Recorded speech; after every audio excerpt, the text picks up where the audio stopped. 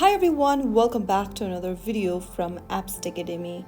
In this video, I'm going to show you how to change your Udemy account's password.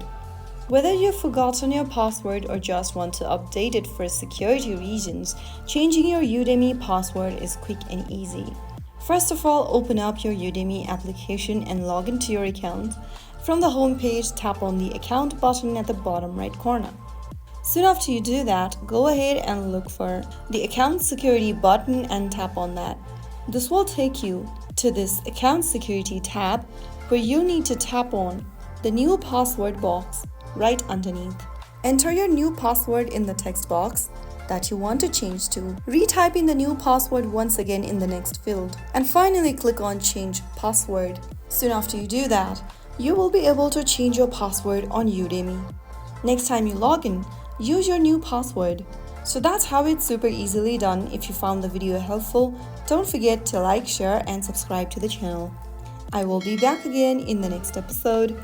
Thanks for watching.